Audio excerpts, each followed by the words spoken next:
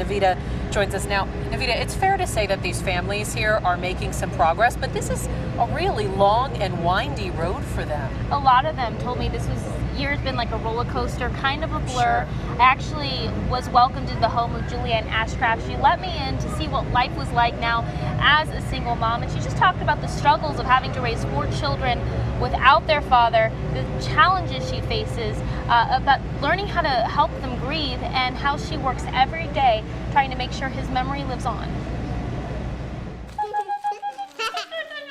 It's become a little easier to laugh and smile as a sense of normalcy returns back to Julian Ashcraft's home. It's just a matter of trying to figure out how to put one foot in front of the other. Her 4 children, 7-year-old Ryder, 5-year-old Shiloh, 3-year-old Tate, and 2-year-old Choice, have dealt with a roller coaster of emotions as they adjust to life without their dad, Andrew. I'm still trying to grieve, and now I'm parenting children that are also grieving, and so it's just a big learning experience. Learning how to deal with the reality that a husband and father will never come home. We're just still trying to get our bearings about us and figure out how to move forward. And with each step Can I have a kiss? comes struggles. Thanks. Like the bittersweet moment of watching her youngest Choice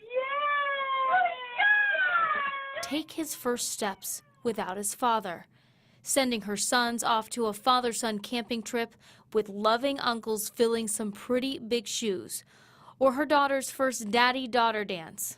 All moments Julianne knew would be hard. We've gone over that first hurdle. But nothing hurts more than hearing the pain of her oldest Ryder.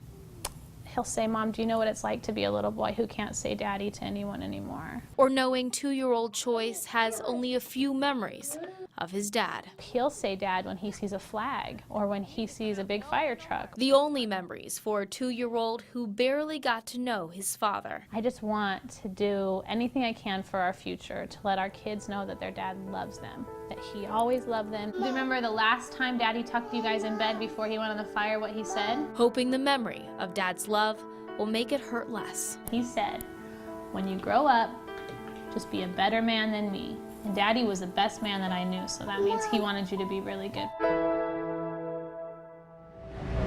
And Julian tells me that keeping her children, their father's memory alive, and letting them know how much he loved them is so extremely important. While her children are a #1 priority, she hopes to go back to school to become a lawyer because she's also had a lot of struggles fighting the city this year, and so she wants to go back to help people in her situation get the answers that she still says she hasn't received about the death of her husband. So that's something she wants to fight for. It's been a difficult struggle and difficult to explain to children who are so young. I mean, she's tried to do it age appropriately, but it's got to be very tough just to explain why Dad isn't there. Yeah. How to say that. I mean, her son's 2 and the youngest one is 2, and I don't know how you explain that to a 2-year-old. Such a difficult balance between grieving and growing and keeping those things together. Thank you, and thanks to her for sharing her story as well. Thanks, Navita.